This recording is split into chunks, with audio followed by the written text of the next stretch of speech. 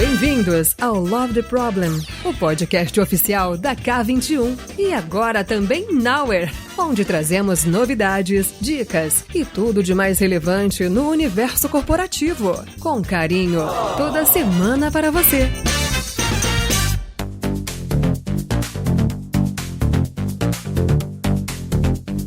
Galera, bem-vindo a mais um episódio aqui do Love the Problem, hoje com dois convidados especiais aqui, e para falar de um tema que, vou dizer, novo, nem todos os assuntos são, a gente já tá falando de temas aí de alguns anos, mas ainda mal compreendidos, às vezes subutilizados, às vezes criando umas guerrinhas assim, que não precisava. Então, nada melhor do que duas pessoas que estão vivendo sobre o assunto, que estão experimentando, estão aí nas fronteiras do dia a dia, da prática, para a gente trocar um pouquinho de ideia. E aí eu vou começar por ordem alfabética aqui, para não desrespeitar, né? Aqui, nosso primeiro convidado, Eduardo Matos, ou Edu. Se apresenta aí pra galera, Edu. Você não é novato aqui da casa, vai? Não é novato da casa aqui. Pois é, já gravei com, acho que foi com o Tadeu, talvez tenha sido com o Tadeu e com a Deia, eu acho. Acho que foi. Mas enfim, prazer estar aqui mais uma vez, prazer também estar nesse grupinho aqui de pessoas aí que falam também engenharia, né? E eu tô feliz, assim, de a gente discutir esses assuntos. Acho que eu tenho até me tornado um pouco mais repetitivo, assim, nessa pauta, assim, em rede social, em conversas em lugares que eu tô passando. E é bom a gente discutir as nuances desse assunto, assim, então tô feliz da gente puxar esse papo aqui. Fazendo, né, aqui um suspense sobre o assunto. Calma aí, a gente já vai falar sobre o assunto, mas antes, primeiro, passar a bola aqui pro Felipe. Felipe, se apresenta aí pra galera. Quem é o Felipe? E aí, pessoal? Bom, primeira vez que eu tô vindo aqui, já trabalhei com desenvolvimento de software, né? Depois trabalhei com agilidade, agora trabalhando com produto. Bom, em algum momento vamos ver se eu trabalho com design também. E aí, acho que eu vou começar a ter um leque completo ali. E atualmente eu tô trabalhando no Will, como pessoa de produto. Tenho praticado bastante sobre Gene Topology, DDD. Tem sido um assunto que eu tenho gostado bastante. Acho que vai ser bem legal a gente estar conversando aqui sobre isso hoje. E pronto, nem tinha falado ainda o assunto e o Felipe já soltou o spoiler. É isso aí, galera. Hoje a gente tá aqui para falar de dois assuntos que estão bem na moda. Eu acho que principalmente dentro de engenharia, Domain Driven Design, DDD, não tem nada a ver com Embratel. Não pense nisso, por favor. Mas o DDD tem já mais de 20 anos. Só para quem não se sentiu velho ainda, agora talvez se sinta um pouco mais, né? Já tem uns 20 anos aí de história e super mal compreendido. Eu sou o D. Eu sou o D. Eu sou o D. Eu sou o D. Vamos começar então por ele, DDD e Gene Topology, mas vamos começar aqui por DDD. Que é essa parada aí, além de fazer um 21 para Embratel lá e aquelas coisas que as crianças nem sabem o que é isso. Quem nasceu depois dos anos 2000 nem tem noção do que é isso, né? Mas vamos lá. Vou começar contigo, Edu, então. Vou jogar a bola aqui. Edu, fala um pouquinho, que problema essa parada resolve? Por que esse negócio existe? Conta pra gente. Justo. Cara, o DDD, ele... Até o próprio autor, né, o Eric Evans, ultimamente ele vem feito algumas palestras, né, tentando explicar um pouco, porque durante esses 20 anos, né, acho que ele ficou muito conectado só com a parte de engenharia, e aí nasceu muita coisa em volta desse assunto. E o Eric tem sido muito enfático, né? Que é muito mais sobre business do que sobre engenharia, né? E então ele traz que é uma abordagem, né, de design de aplicações muito voltado ao negócio, né? É como que a gente conecta o que as pessoas de negócio estão falando com o que as pessoas de engenharia entendem sobre negócio. E aí essa conexão, ela passa por várias abordagens, várias práticas, vários conceitos ali que o livro traz, que eu confesso que assim, que se você for parar para ler hoje, depois de 20 anos, é uma linguagem muito complexa, assim, o livro, né? Não é fácil, você precisa ter um background de engenharia e uma experiência já relevante. Eu li em determinadas épocas da minha vida, jornada, assim, como desenvolvedor, né? No começo eu falei, cara, isso aqui é uma piração, faz zero sentido. E aí depois de alguns anos, eu falei assim, era isso que o Eric queria dizer aqui com essa parada, agora tudo faz sentido. Então, e o DDD tem essa composição de conceitos que traz muito essa, por exemplo, um dos conceitos, né, a linguagem única, né, ubíqua lá, né, que a gente traduz como onipresente, que é você chegar ao ponto de definir, escrever seu código usando os próprios termos que o negócio usa, né? É muito comum, né, em engenharia você vê, por exemplo, classes, métodos, funções, né, que são coisas coisas de código serem escritas de uma forma e as pessoas de negócio falarem daqueles mesmos termos de outra nomenclatura, outra terminologia. E o Eric é muito enfático em dizer, cara, quanto menos a gente tiver esse atrito de linguagem, né, quando a gente estiver falando mesmo assunto, mesmo vocabulário, quanto que isso gera muito mais eficiência nas soluções, a gente se aproxima realmente do problema que a gente quer resolver de negócio. Me veio o livro do Pressman agora aqui na cabeça, hein? Lembra? Engenharia de software, fazendo aquele sonho de... Cara, vamos falar coisas que conversem entre os mundos e não criem abismos. Olha aí. É um sonho antigo, né? Queira ou não. É antigo, antigo e atual. Antigo, mas atual, né? É engraçado, né? Mas antigo, mas atual, cara. Felipe, você comentou sobre fazer... Só não fiz design ainda, então vou pegar na vírgula agora. Não fez design, vírgula. Porque você fez um bocado de design no sentido de entender o problema, de trazer para essa linguagem também, mais única, ou pelo menos mais incomum. E como produteiro, convenhamos, também não deve estar sendo muito diferente, certo? De estar flutuando entre mundos aqui. E aí, eu acho que primeiro, então, só dando mais um tempero aqui nessa ponte que o DDD tenta ajudar a resolver. Tá funcionando, não? O que é o dia a dia de um produteiro, junto com a galera de engenharia, mesmo tendo background de engenharia? O que você vê aí como os prós e as dificuldades ainda, digamos assim, de uma abordagem à la DDD, digamos assim, fronteira entre mundos? Legal, acho que em alguns contextos você acaba tendo mais participação de pessoas que estão ali especialistas de design, né? Então elas estão montando ali um protótipo, e aí você tem um protótipo para conseguir seguir e conseguir usar isso para ir navegando nas construções de soluções que você tem para fazer. Mas também tem contextos onde você talvez não tenha tanto uma interface ali, então você não tem que proporcionar aquela experiência pro usuário, e aí você tá construindo geralmente uma coisa que é mais de background, tá mais ligado ao back-end de alguma coisa que você vai fazer. Então, mais ligado ao backstage ali, e não tem muito essa parte da experiência, então você acaba tendo uma complexidade grande, às vezes, de fluxo, de integrações de sistemas, e aí eu acho que, bom, pra eu tentar quebrar aqui em duas partes, eu acho que se você tá num contexto, né, e aí você sendo uma pessoa de produto, você tá num contexto que não tem muito essa parte de experiência com o usuário, desenvolver, por exemplo, esse tipo de conhecimento, se aprofundar mais nesse assunto, eu vejo com bastante valor.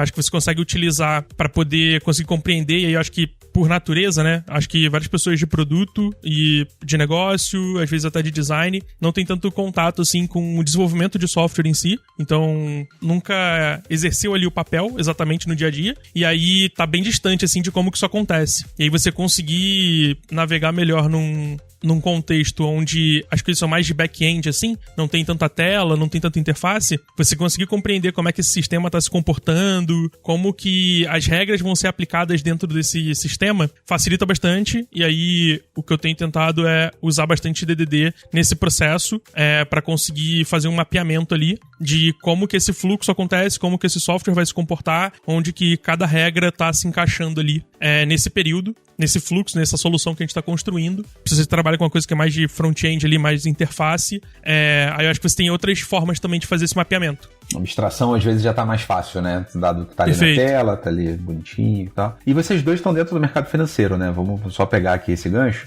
Que ou não, se tem uma coisa que o mercado financeiro tem, é camada, certo? Não faltam camadas e componente de componente que chama o terceiro componente, que vai bater em algum barramento PCI Compliance, e assim a gente vai. Não falta esse tipo de abordagem, de espaço, digamos assim, para esse tipo de abordagem, de contexto e coisas que não estão tão simplinhas na tela. Não é só fazer um Pix, né? Tem muitas camadas por dentro de um Pix. Com certeza.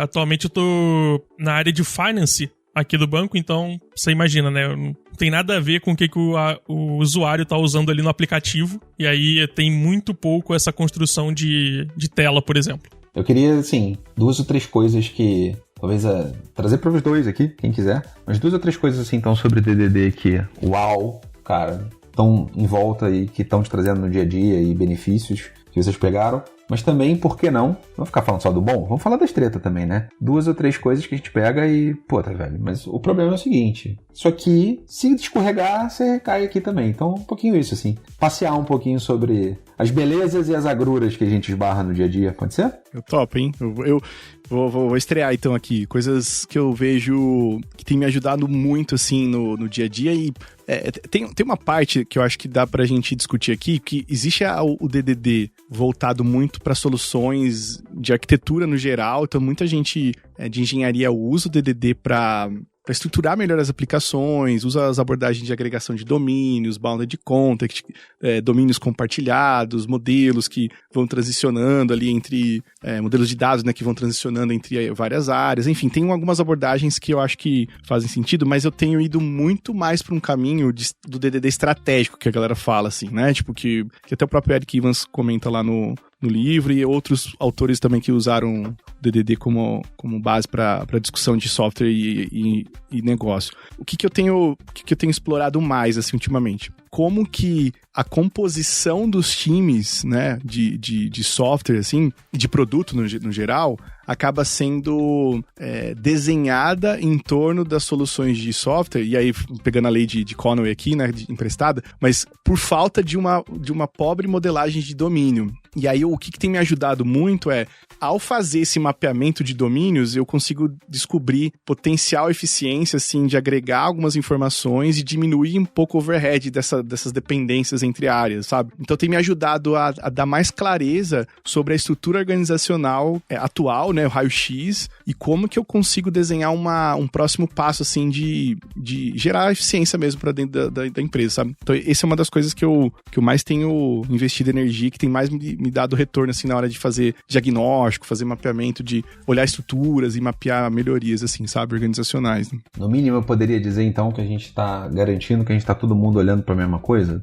Tipo, cara, os conceitos são esses. É isso. Não é isso, galera? É isso? É nesse caminho? E vou te dar um exemplo, tá? Por exemplo, eu acabei de chegar numa empresa, eu cheguei na Cora aqui, né? Acabei nem falando no começo onde eu tô, né? Mas tô há um mês aqui na Cora. E aí, uma das coisas que a gente tava discutindo é porque tem um time específico que ele acabou assumindo vários projetos que times de outros times de produto, assim, não conseguiram pegar. E aí ele virou meio que uma curva de rio de domínio, assim. Tem um monte de coisa que esse time cuida, que quando a gente começou a questionar aqui, né, nos primeiros meses, assim, eu falei, deixa eu entender a galera, conversar com todo mundo, aquela coisa de ganhar contexto. Mas essa foi a primeira coisa que me chamou a atenção, né? Por que, por exemplo, um determinado domínio estava nesse time e não no domínio que seria o principal dono? E aí eu falei assim, poxa, mas na época a gente acabou transferindo esse projeto que tinha data, era regulatório, então essa galera precisava fazer e tudo mais. Só que aí hoje eu falei assim, tá, mas por que ainda continua aqui? Por que a gente tem tanta dependência daquele time e quem conhece mesmo o fluxo de negócio é aquele time, só que esse segundo aqui ficou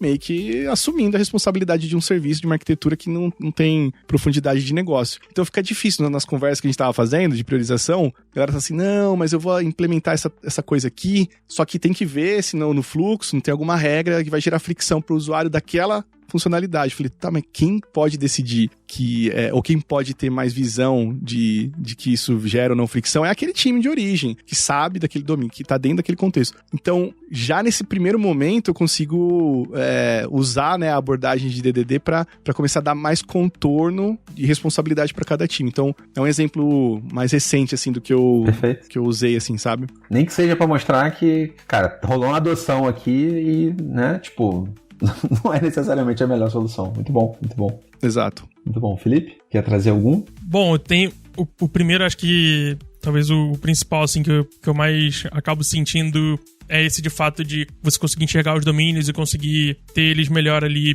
pelos times. Eu acho que se você tá em alguma área, né, em alguma BU ou alguma estrutura que tá crescendo bastante, isso ajuda muito, que foi o caso mais recente aqui. Principalmente também um benefício grande que eu tenho visto é da linguagem ubíqua mesmo. Imagina que, comentei, né, que eu tô em finance, então tem várias palavras que a gente muitas das vezes nunca nem ouviu. E aí a pessoa de negócio chama de um jeito, né? A pessoa de engenharia chama de outro, a de design de outro, a de dados de outro. No fim do dia todo mundo fala da mesma coisa, mas aí dificilmente você consegue ali todo mundo se entender e usar o mesmo termo, a mesma palavra ali para poder falar sobre determinado domínio, sobre determinado tema. Você comentou sobre algo que poderia desandar, né? É uma coisa que eu frequentemente vejo desandando assim e que me preocupa é quando a gente vai fazer o mapeamento. Então, quando a gente vai começar a usar ali o DDD e aí vamos um pouco o Event Storm para conseguir fazer o mapeamento, as pessoas têm muita dificuldade, né, de conseguir fazer o mapeamento e se preocupar dele ter tudo, né? Então, dele tá sempre excelente, ter todos os cenários possíveis. Ah, mas se alguma coisa der errado, e aí você, quando vê, você vai fazer um desenho gigantesco, um mapeamento enorme, né? Você demorar várias horas, talvez até dias, pra conseguir fazer esse mapeamento e talvez isso não seja tão necessário. Você poderia abstrair muita coisa ali dentro, mas acho que isso é uma coisa que se não tiver alguém ali atento, né, se preocupando, o grupo não tiver tão preocupado com isso, eles vão ficar horas e horas pra fazer uma coisa que de repente nem tem tanto valor assim. Cara, acho que você tocou num dos itens aqui que é treta constante da história, né? E é engraçado, porque se a gente estiver falando de DDD, mas pode falar, troca aqui por Discovery, DDD, e aí o mesmo problema se aplica, né? Que tal fazer mais um big design upfront? Vamos desenhar mais um pouquinho, a gente não pensou o suficiente. Pode levar 1 hora, 1 dia, 1 semana ou 1 mês, né? Diz aí quanto tempo eu tenho, que a gente vai conseguir fazer um pouquinho mais de Event Storm, ou um pouquinho mais de Discovery, ou diga aqui a palavra que você tiver na moda aí na sua empresa. É para ser incremental, né? Você não vai ter todas os... Acho que essa é uma parte bem legal das disfunções a trazer e provocar, né? E tão comum de ser... E dá pra conectar com Team Topologies isso também, tá? Não só DDD. Porque a gente falou no começo, né? Acabou acho que não citando, mas eu vejo que existe também uma ansiedade da gente adotar algumas coisas, assim. Acho que existe uma ansiedade por adoção de padrões pra resolver problemas que talvez sejam conhecidos ou que a gente acha que são conhecidos. E acho que o Team Topologies acaba entrando um pouco nisso, assim, eu vejo uma plataformização prematura acontecer em vários lugares, assim. A pessoa fala assim, não, isso aqui é plataforma. Aí vai lá, cria um serviço com uma API e chama aquilo de plataforma. Não, esse aqui é um servicinho que agora todo mundo pode usar, então esse é um time de plataforma. E aí, cara, eu acho que parte daquela coisa de encaixar, bater martelo no parafuso. E o DDD, eu acho que tem uma pegada dessa que o Dutra falou, que é de na hora que você tá desenhando mesmo os eventos ali que vão acontecendo, tipo, usando uma estratégia como uma ferramenta como o Event Storm, as pessoas esquecem que a ferramenta é para mapear justamente o raio-x da coisa, assim, o que tá acontecendo agora. É justamente para você ter reflexões com aquele desenho, né? Com aquela visão do Event Storm. A famosa regra do brainstorming, né? Exato. Se não apareceu ainda, porque talvez ninguém tenha pensando nisso, então deixa quieto. Exatamente, cara. E aí, isso se aplica também com o Team Topologies. Eu vi muita gente caindo no erro de sair desenhando a estrutura organizacional com os shapes lá de time que o Team Topologies sugere, como se isso fosse resolver alguma coisa de fato, que na prática você vai lá desenhar, não, isso aqui é um time enabling. Aí você vai ver, na verdade, é só uma desculpa para ter um time de operações lá assumindo responsabilidade que era para ser do time de produto. Então tem várias disfunções que eu vejo acontecer, porque a galera às vezes apela corre ou pula, né, de cabeça assim nos padrões, sem fazer uma reflexão assim de como que você deve adotá-los assim no geral, né? Aí então eu vou provocar aqui, vou dar um passinho pra trás pra nos provocar e já vou começar com a frase treta. Porque essa frase eu ouvi recentemente, inclusive, de um analista num cliente nosso, que ele falou assim, cara, Team Topologies é a famosa ferramenta que o meu manager, meu gerente, né, meu gestor, aprendeu pra poder fazer copia e cola e fazer uns desenhos bonitos pra dizer que ele sabe o que ele tá fazendo. Pronto, agora eu já trouxe o conceito treta de quem tá vendo o negócio mal aplicado. E só para dar um último disclaimer, nessa empresa tinham 80 plataformas, Edu, criadas. Caraca. No intervalo de 2 meses foram definidas 80 plataformas. É um banco também, mas assim, cara, desculpa. Você não vai ter em 2 meses nascendo 80 plataformas. Mas aí, antes disso, tem gente aqui nos ouvindo que mal talvez tenha tido a oportunidade ainda de ver algum post, alguma leitura e tal. Vamos só introduzir assim, qual o problema que o Team Topology resolve aqui? Se o DDD está criando uma linguagem comum, está tentando fazer a gente olhar a realidade de uma linguagem de negócio, da estratégia de negócio muitas vezes, ou pelo menos do domínio de negócio ali, claro, e colocando engenharia para falar a mesma língua. E o Team Topology? É sobre o como fazer? É sobre como a gente vai fazer? Como é que é isso? Conta aí pra gente. Bom, então... No Team Topologies a gente tá até só pra não esquecer essa piadinha aqui, a questão do desenho bonito, o Anfix é um desenho bem mais bonito.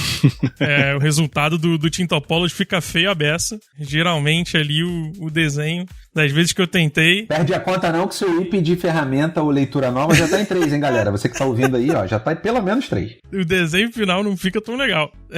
Mas, bom, então, falando sobre o Team Topology... Bom, o livro em si, ele é bem denso, você vai encontrar coisas... Você vai encontrar várias ferramentas ou vários métodos, vários frameworks lá dentro. No final, é muito para um direcional de como eles estão apresentando uma abordagem para você conseguir lidar com interações entre os times e como que esses times poderiam ser. Então, eles vão expondo isso, né? Como é que você poderia ter essas interações, que eu acho que é uma coisa que muitas das vezes as pessoas exploram um pouco, elas estão geralmente bem preocupadas em descobrir que tipo de time que eu tenho, né? E aí, como se isso já fosse resolver. Mas, na verdade, o Team Topology fala muito sobre como que os times deveriam interagir também. Então, possíveis interações que eles poderiam ter. E aí, eu até acho que esse é talvez um primeiro passo que você poderia dar, e aí pensando que as pessoas geralmente fazem o desenho já considerando como elas serão, né? Como que o time será. O time provavelmente não é de plataforma, ele não é string-aligned, ele não tem nenhum formato ali. E aí, bom, também são 4 formatos, pra já falar sobre isso também. Esses 4 formatos, então, no string-align você vai estar tendo uma interação ali mais direta com o fluxo. Acho que dá pra relacionar bem com a jornada do cliente. Então, você pode tentar pensar dessa forma. Acho que fica mais tranquilo.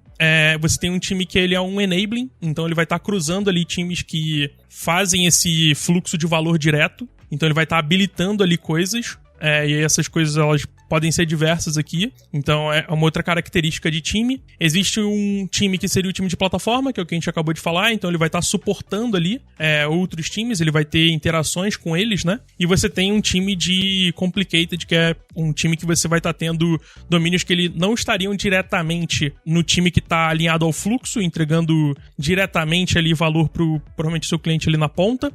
Ele vai estar lidando com alguma coisa que é mais complexa, que você precisa resolver ali no meio do caminho, e ele também, obviamente, né, interage com os outros times. E aí, você tendo essa estrutura, você sabendo que existem esses tipos de time, você explora também as interações de como acontecem entre eles. Perfeito. E tem essa parte de que a gente chama de topologia, né? Que é essas definições de características de times, né? Na verdade, eu gosto de falar que são os patterns de estrutura organizacional que eles trazem. Eles compilaram muita coisa que a gente já vinha falando nos últimos anos, né? O Matthew e o Manuel. Inclusive o Manuel é português, assim, se de repente se vocês tiverem intenção de falar mais sobre isso, talvez ele toparia. Já tentei. Já tentou? Vou falar com ele, mandar uma mensagem pra ele. O Edu vai fazer a ponte aí. Vou fazer a ponte aí. Mas eles trouxeram, acho que, coisas que a gente vinha discutindo durante alguns anos sobre estrutura de time. Eles tentaram compilar lá nos tipos de time, que nem o Filipão trouxe agora, características que eles viram em comum, né, no mercado, de padrões, e uma sugestão ali, né, de como dar contorno, interagir entre eles. Mas além disso, cara, tem muita coisa ali que conecta com o DDD, talvez por isso que a gente trouxe aqui, né, que é essa questão da quantidade de domínios que um time ele deve ser responsável ou não, e o quanto que isso afeta a eficiência desses times em termos de carga cognitiva, que também tá muito na moda agora todo mundo falar, e acho que eles talvez ajudaram a popularizar mais o termo pra gente aqui, né? Então, uma das causadoras de burnout, né? Se você vai na ciência mesmo, é uma das causadoras de ter um pânico ali, uma crise, alguma coisa do tipo. E quanto que isso afeta o flow dos times, assim, né? E do negócio, né? Como que a gente gera valor de forma mais eficiente sem ficar trocando tanto contexto. Esse caso que eu trouxe, que esse time assumiu uma bucha de outro time que era domínio de lá, ao tempo que a gente ficou gastando hoje numa conversa, hoje, assim, numa conversa, que esse time não tinha domínio sobre aquela decisão, não tinha profundidade de negócio mesmo para entender se deveria estar ali naquele fluxo ou se ia gerar fricção para o usuário ou não, enquanto que aquele time já tem a carga cognitiva de conhecimento é muito menor, é um negócio simples para eles, assim, não, isso aqui a gente já sabe que não funciona porque, a gente já experimentou, a gente já tem um contexto, os nossos serviços, é viável fazer isso dentro da nossa arquitetura ou não. Então, tem essa parada que eu acho que é para mim também, eu acho que é muito subestimada no livro, né? Eles trazem algumas heurísticas ali, eles sugerem heurísticas, né? Do tipo, olha, se você tiver domínio simples, idealmente cada time deveria lidar com um domínio. E aí também tem um pouco do jogo da realidade versus o ideal, né? Que a gente tem Purismo, né? Purismo fica bom no livro, é isso, aquela coisa. Eu acho que é bom, porque ele dá um norte do que a gente precisa buscar. Mas o problema, de novo, é a interpretação que as pessoas às vezes levam ao pé da letra. E aí nasce, por exemplo, o lance de monte de plataforma, você ter times que que são tão simplificados que a gestão de dependências, aí trazendo uma treta já, a gestão de dependências, quando você reduz a quantidade de domínios, começa a virar um problema, começa a aumentar o nível de coordenação de trabalho entre os times. Você tem que ter uma arquitetura refletindo um pouco a topologia. Não adianta você ir lá dar shape pros times e a arquitetura de software é totalmente oposta, sabe? Então, acho que isso é uma das tretas também, né, com Team Topologies. Monolito travestido de microserviço e coisas do tipo. Exato. Ou ao contrário, um monte de microserviço que, no fundo, se tivesse no monolito, seria muito melhor, sabe? Acontece muito isso também. Perfeito. Esse inclusive, modernamente, bem comum, né? Cá entre nós. Eu queria trazer um pouco, então, sobre, assim, eu acho que foi um dos grandes, acho que o Team Topologies é bem mais novo, foi um dos grandes, digamos assim, das grandes fagulhas aí sobre trazer gestão, inclusive, para dentro do mundo de engenharia, organização de time, dar um pouquinho de cara, né, de padrões que fez, digamos assim, boas discussões surgirem sobre na organização. Tava muito go horse, eu acho, em várias estruturas de times. E isso deu um pouco de cara de separar um pouco o joio do trigo, né? Cara, tem coisa que é de fato plataforma, pelo amor de Deus. Tem coisa que tô de frente com o cliente. Acho que o pior de tudo é, eu cuido da frente de loja, eu cuido lá do app, do canal, da experiência, mas eu também cuido das 15 plataformas para dentro. Cara, difícil, certo? Essa é a carga cognitiva explodida. Então foi muito legal. Porém, quero voltar numa treta aqui. O quanto isso está sendo aplicado de maneira evolutiva, de maneira consistente, consciente, pequenos passos, pequenos experimentos, resolver uma dor por vez, o quanto a gente está fazendo Bdoof. Quanto no fundo a gente ainda está ligado a vamos desenhar todo o domínio, depois vamos desenhar todo... E essa é uma briga como consultoria, tá? Porque de vez em quando a gente é contratado e exatamente o pedido que chega é esse, certo? Não, a gente vai parar aqui 2 meses e vai desenhar todos os cenários. Você imaginar isso aí com a melhor estrutura do time do mundo e aí pronto, e aí tá tudo resolvido, certo? E aí? Tá tudo resolvido mesmo, galera? Como é que tá isso aí pra vocês? Pergunta retórica. Não, mas eu acho que, você tocou num ponto que eu acho que ele talvez vá além do DDD mesmo e do Team Topologies. Eu acho que eles são usados em alguma maneira para validar um pouco dessa coisa de que a gente precisa embarcar todos os cenários numa discussão, né? E isso é realmente um problema. Mas o que eu vejo, cara, é que assim, existe uma linha tênue entre a gente desenhar uma solução à prova de futuro, no sentido de evolutiva, versus contemplar todos os cenários. O que eu vejo é que a gente sempre pende para contemplar todos os cenários e não se prepara para o futuro. O que eu quero dizer, né?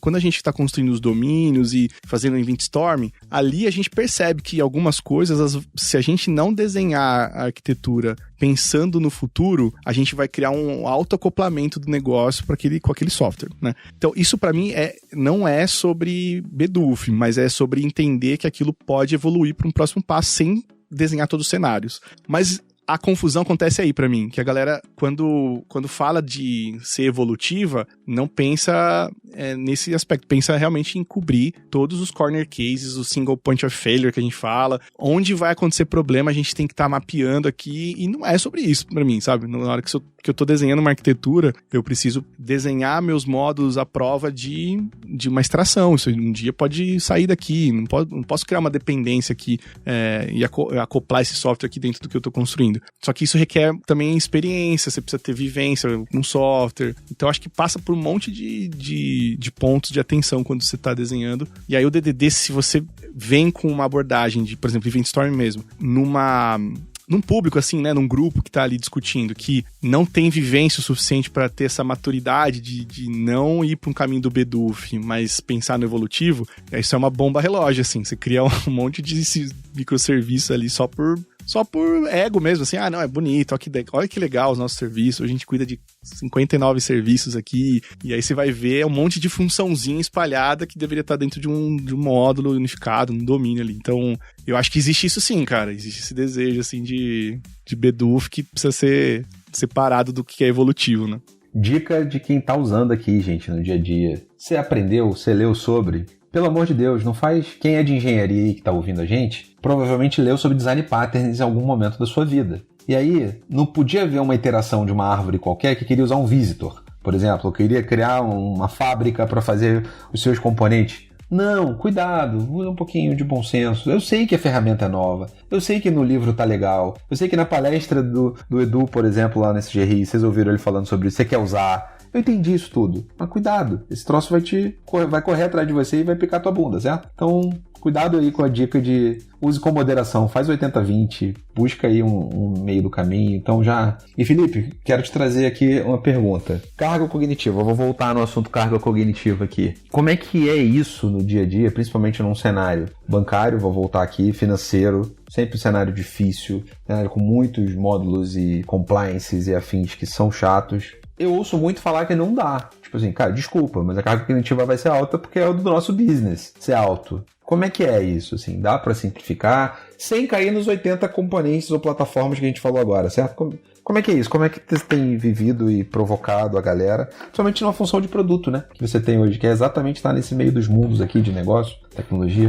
Fala um pouquinho. Perfeito. Bom, acho que carga cognitiva no geral é bem complexo, talvez até em todos os lugares, em finanças não vai ser diferente. A gente tem muitos domínios, assim como qualquer outra financeira, e aí uma coisa que geralmente acontece mais na financeira do que em outras áreas é que, como não tem muito aquela parte da interface, a interação com o usuário, você não mexeu muito, você provavelmente 99% das pessoas que estão aqui têm conta em algum banco digital, consegue usar pelo aplicativo, então minimamente ali elas sabem como é que é o comportamento do seu saldo, como é que é o comportamento de uma fatura, mas agora saber como é que é o comportamento de uma PCLD, aí já é diferente. Então, isso acho que é um ponto de diferença grande que tem, e geralmente também quem classifica os domínios, até pra gente poder pensar na carga que o time tá tendo, é o próprio time, né? Então, imagina que boa parte das pessoas que estão ali daquele time multi, ele tá achando super complexo aquilo, porque ele não conhece, né? No geral, são pessoas que não trabalharam com aqueles domínios. Então, tem uma complexidade alta, é bem difícil de lidar com isso. E acho que para você conseguir reduzir, você precisa investir cada vez mais em ter, primeiro, um time multi. Então, você conseguir ter pessoas ali que conhecem bastante sobre aquilo para conseguir colaborar. E aí, em conjunto, você consegue ir passando também nessa passagem de conhecimento ali, todo mundo. Acho que você vai conseguindo reduzir a complexidade que o domínio tinha. Logo, você vai tendo, talvez, uma carga cognitiva menor. Acho que pode ser um caminho para poder seguir. E o outro é de como que você vai lidando também com esses domínios, né? Na maioria das financeiras, elas acabam terceirizando muito, né? Então, terceiriza o sistema como um todo, ele não é interno, né? E aí, você tem uma carga cognitiva menor também. A sua carga ela vai aumentando à medida que você vai internalizando aquilo. Eu acho que vários bancos passam por esse momento, né? Vão passando por isso. E o que eu tenho tentado fazer, assim, do que eu tenho participado, tem sido muito sobre como que a gente não explode a carga cognitiva de um time. Então, no geral, os times acabam tendo uma carga cognitiva mais elevada do que o que tá no livro, até que o Edu comentou, lá no livro a gente tem realmente um cenário que ele talvez seja o cenário mais dos sonhos ali. A gente acaba ficando distante disso, mas é mais sobre o direcional, né? Então a gente gostaria de que fosse daquela forma, ou próximo daquilo. A gente tá distante, aí acho que entra um pouco do trabalho de produto aqui, que é a gente não tem como priorizar tudo, né? Então, se tudo for prioridade, nada será. E aí a gente precisa conseguir decidir que domínio que a gente vai atacar primeiro, né? Pra conseguir reduzir essa carga e não sobrecarregar todo mundo, né? No fim do dia, a gente fala de carga cognitiva como time, mas ela tá diretamente ligada às pessoas, foi o que você falou, da pessoa passar por burnout, coisa do tipo. Então, isso também tá ligado ao individual, né? Numa segunda ou terceira derivada, mas carga cognitiva igual a redução de lead time, ou aumento de lead time, né? Talvez não seja na primeira derivada, mas se você afastou alguém, o time perdeu capacidade, vai ficar mais lento, vai ficar mais dependente. Com certeza. A gente até falou, né, Filipão? A gente falou lá no SG Rio, no workshop que a gente fez, sobre os custos de você ter uma carga cognitiva alta, né? E aí eu acho que o lead time entra nisso,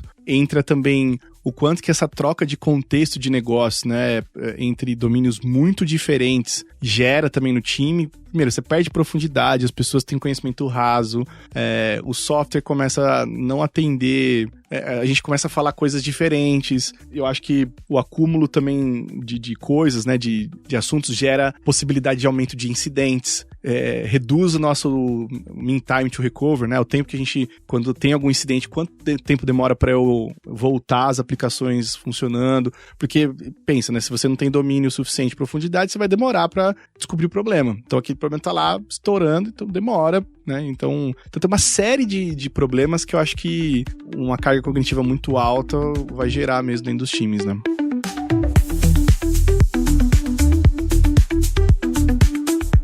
como é um assunto, e a gente levantou a bola aqui, excelente, que envolve muitos gestores e gestoras, né? Seja de engenharia, de produtos, ou enfim, que seja, aqui, queria explorar um pouquinho mais isso. Porque no final das contas, quando a gente está falando dessas métricas, a gente está falando da chave, talvez, para destravar, para fazer o unlock de boa parte dessas priorizações, certo? Vai ter muita coisa para fazer. Bem-vindos. É só mais um dia normal no mundo da engenharia, de produtos e vambora. Tem coisa demais para fazer, mas métricas são a chave. E colar essas métricas, eu acho o que está doendo, né? Para o seu negócio, para a estratégia de negócio. É o carro-chave para você conseguir discutir aquilo que você não vai fazer. Então, como a gente já está se encaminhando aqui daqui a pouco para o nosso final do episódio, passou rápido, by the way, aqui. Pô, caramba. Mas eu queria que a gente entrasse um pouquinho mais em dicas para quem está... Ontem mesmo eu estava conversando com um cara que está numa grande rede aí de farmácias, de drogarias e tudo. Ele estava falando, CFC, o cara cuida de operações, infra... Aquele legado maravilhoso, todo, né, tipo, macarrão, espaguete cold na veia e tudo. E falou,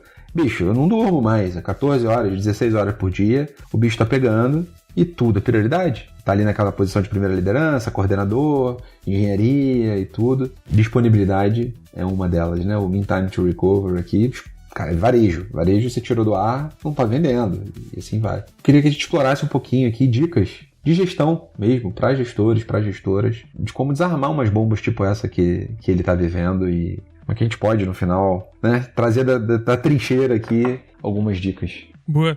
Você falou das relações que tem com as métricas e talvez isso possa ajudar. Geralmente você fica tentando confrontar ali, né? Acho que várias pessoas acabam caindo nessa armadilha de tentar confrontar métricas de times. E aí, pra tentar entender se um time tá ficando mais rápido, o outro mais devagar, acaba caindo nessa furada. O mapeamento, então, você conseguindo, usando DDD e Team Topology, você conseguindo talvez entender que você tem times que têm domínios mais complexos e que a carga tá bem sobrecarregada, você consegue talvez ver isso pelo throughput, por exemplo. Talvez o time tenha uma quantidade, uma taxa ali de entregas bem menor do que um outro que tá com domínios que são mais simples. E aí, de repente, ele conseguiria usar um pouco de métrica para poder ajudar ele nesse processo. Quanto à prioridade, putz, eu acho que tem uma coisa que até costuma me ajudar bastante, assim, quando eu vou pensar em prioridade, pensando que o Bacen, ele simplesmente, o Banco Central, né, ele diz a data que tem que ser entregue e acabou. Então, tem uma relação também de como que eu consigo priorizar coisas que o Banco Central já disse pra mim que tem que ficar pronto até tal dia, né? E aí, como que essas coisas se se você consegue, por exemplo... E assim nasceu a adoção do time do Edu lá. Lembra o que o Edu falou agora há pouco? Foi numa dessas, de repente, nasce uma adoção daquela, de um negócio nada a ver, mas era o time que tava na hora disponível pra pegar. Mas fecha parênteses. Com certeza. Então, por conta desse tipo de cenário, né? Acho que esses são cenários que você não consegue muito... Não consegue ter uma flexibilidade muito grande, então você tá trabalhando só com data fixa pras coisas, né? E aí, pra você conseguir priorizar isso, acho que tá muito ligado a você conseguir ter boas estruturas de time, então você conseguir estruturar times que você tá acompanhando ali, as métricas para saber se você está fazendo sentido aquelas datas, se você vai conseguir provavelmente atender elas usando um pouco do histórico que o time tem. Então acho que esse pode ser um caminho para você conseguir priorizar ali dentro, ao invés de pedir para as pessoas fazerem tudo buscando evitar o atraso, né? E aí fatalmente você acaba atrasando. Então acho que pode ser um caminho. E um outro é como que você consegue fazer vínculos financeiros com aquilo, né? Às vezes uma coisa tem uma data fixa, ainda assim, se você atrasar, a multa talvez é menor do que outra, né? Então, talvez tentar encontrar esses outros indicadores para ajudar a colocar a priorização ali dessas atividades. Boa. Trazendo outras coisas assim que vale muito a pena é tentar se aproximar mais nas áreas de negócio que às vezes a gente não comumente se afasta, sabe? Vou dar um exemplo aqui. A galera de riscos às vezes é muito conhecida, né, por ser muito conservadora, por ter, né, natureza da área, né, ser assim. Mas, cara, eu tenho tido muitas interações com o pessoal e tem sido muito legal ver o quanto que eles têm profundidade de coisa de negócio que a gente fica discutindo em software e produto, achando que a gente tá descobrindo o mundo. Vou dar um exemplo. Tem um negócio chamado plano de continuidade de negócio, que todo mundo já deve ter ouvido falar em algum momento aí nessa jornada das empresas. E uma das coisas é levantar todos os processos que a empresa tem. tudo que é processo, assim, no geral. E aí eu tava vendo, cara, se você pega alguns frameworks que a galera usa, que são super antigos, né, realmente mais conservadores e tal, mas lá tem coisas, por exemplo, que a gente hoje tá chamando de domínios, assim. Então tem um processo lá que é, sabe, fazer tal coisa. A gente falou, pô, a gente tá mapeando domínio dando o mesmo nome. Será tá feito já, né? Exatamente. Será que a gente não tem a oportunidade de utilizar esse esforço que tá muito distante de engenharia na maioria das vezes, né, e se aproximar dessa galera pra construir alguma coisa em conjunto, né? Então tem um exemplo legal lá no Willbank também, que o Brunão fez com o pessoal de riscos também, compliance, um software que ia cuidar de lavagem de dinheiro, integrar com um parceiro, e o quanto que usar, por exemplo, o Domain Storytelling, que é outra prática de DDD, junto com a galera de risco, quanto foi rico, porque as pessoas entendem do negócio de risco, de fraude, muito mais do que talvez uma pessoa desenvolvedora que entende de engenharia, a princípio. Então, aproximar esses mundos, cara, pra mim, acho que a dica que eu dou pra toda pessoa gestora, assim, cara, tenta tirar um pouco seus vieses e, às vezes até um pouco de preconceito, de, não, a galera é muito conservadora.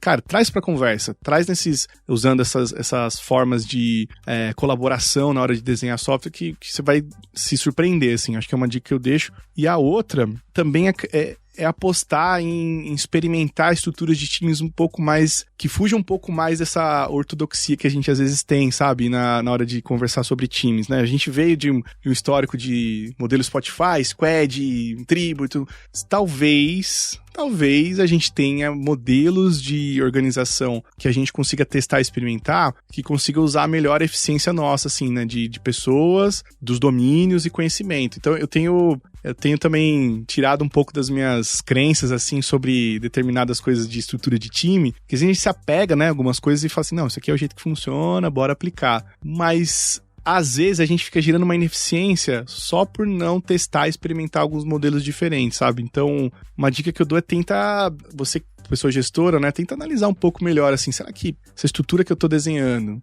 mesmo que seja usando o Event Storm, DDD, toda a topologies, entender se aquilo realmente tá sendo eficiente, sabe? Ou se no fundo é só pra ter mais um projeto pra você botar aí no currículo, assim, de olha, eu fiz aqui o Team Topology na minha empresa, sabe? Assim, tipo, pô, mas o que você gerou com isso? Postou no LinkedIn, né? Postou na LinkedIn a sua foto bonita lá com os seus times todos organizados e tudo mais, e não deu resultado nenhum. Pois é. No fim, eu acho que é muito sobre a provocação também aqui das métricas, era muito sobre isso.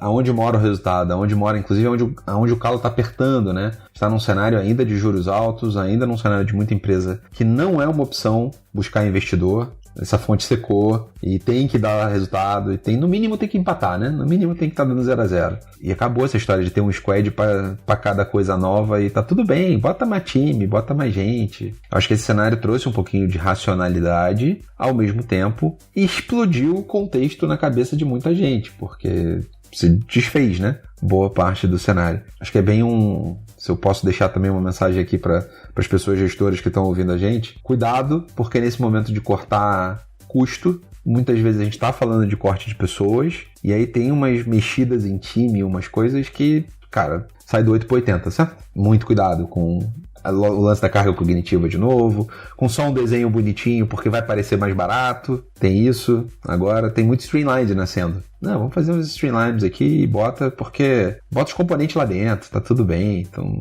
vai resolver. Tá só travestindo com framework novo, práticas antigas, né? Sim. Não, e reorgs, né, no geral, assim, né, porque fazer esses desenhos e construir ideias, né, pra gente gerar mais eficiência, que de fato pode gerar, parte do pressuposto que você vai ter que fazer grandes reorganizações, né, e aí tem todo o ponto de fazer reorg, né, toda hora a gente tá mudando time. Eu acho que o DDD, eu acho que tem essa vantagem, assim, de discutir coisas que são mais perenes, assim, sabe, no sentido de elas vão durar mais do que alguns ciclos, do que, de repente, você faz uma reorg. Quantas vezes eu já passei por isso? Assim, você contrata 30 pessoas para um time numa aposta, e aí você estrutura, cria um monte de papel de gestão, não sei o que, e 8 meses depois, 9 meses depois, o time é desfeito, que não se provou, não conseguiu sair nada pro mercado, que são os domínios emergentes também, né, que a gente fala, né, no DDD, que, tipo, cara, tá nascendo ainda, a gente não precisa ter o contorno exato, a gente nem se provou. Por que eu vou apostar todas as minhas fichas num negócio super, sabe? Então, é um cuidado que a gente tem que ter, né? Um tipo de empréstimo novo, um tipo de, sei lá, com garantias. Tô tentando trazer aqui, por exemplo, já que a gente falou de financeiro, que o banco não fazia, agora faz. E aí tem toda uma série de coisas, inclusive que pode dar errado mesmo, porque é um negócio, é um experimento, faz parte. Galera, eu queria agradecer muito, muito, muito. Acho que assim, a gente optou por não ser super aprofundado e ser uma aula, certo? Até porque senão vocês morreriam aqui, dormiriam ouvindo esse podcast. Tentamos trazer um pouquinho de experiência, de piada. Obrigado, Edu. Obrigado, Felipe, pela participação. E, cara, por favor, considerações finais, recados finais aí. Fica à vontade. Galera que ouviu a gente, muito, muito, muito obrigado aí. Espero que a gente tenha ajudado vocês. Edu, vou começar por você então, vai. Boa, legal, cara. Pô, prazer estar aqui de novo. Muito massa as conversas. Eu ia só fazer um mini jabá aqui, se eu puder, a gente provavelmente vai lançar o nosso workshop, né, Filipão? Logo mais aí, a gente ainda não decidiu a data, mas em breve a gente vai soltar, então siga a gente lá no LinkedIn, tanto eu quanto o Felipe, a gente talvez solte por aí a inscrição, justamente sobre isso, assim, né, sobre práticas de organização de time, estrutura, usando os dois conceitos que a gente trouxe, né, de DDD e Team Topologies. E também tem tem uma parada que eu tô investindo também bastante nesses últimos meses, que é o Clube People Tech, que é tipo um clube de assinatura de vídeos curtos, quinzenais, assim, falando sobre várias dicas, assim, dessas aqui práticas. Então, quem tiver interesse aí, Clube People Tech, é bem baratinho, R$25 por mês, pô, então vale a pena. Jabá. Momento jabá absurdo lá, né, Momento Jequiti. A Raquel, o Edu agora tá trabalhando com uma pessoa muito querida minha, a Raquel, ela falava que era o Momento Jequiti. Então, pronto, vambora. Fala, Filipão. Bom, o Edu já fez o Momento Jequiti, né, então eu não vou repetir aqui, senão eu já vou fazer Jequiti 2 vezes. E eu também, super feliz de estar participando aqui. Já escuto há bastante tempo, então poder me ouvir vai ser super legal. Bom, é isso. Agradecer aí a participação. É muito legal estar participando aqui. Valeu, gente. Obrigado por assistir. Boa tarde, bom dia, boa noite. Não sei, você que está ouvindo aí. Nos vemos. Abraço.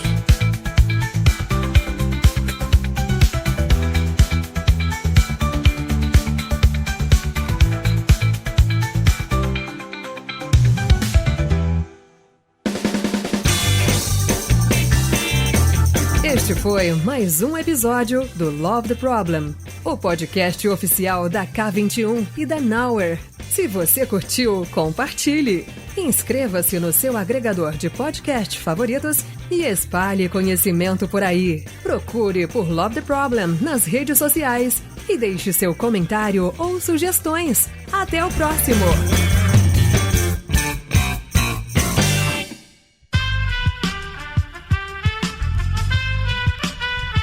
Esse podcast foi editado por Aerolitos Edição Inteligente.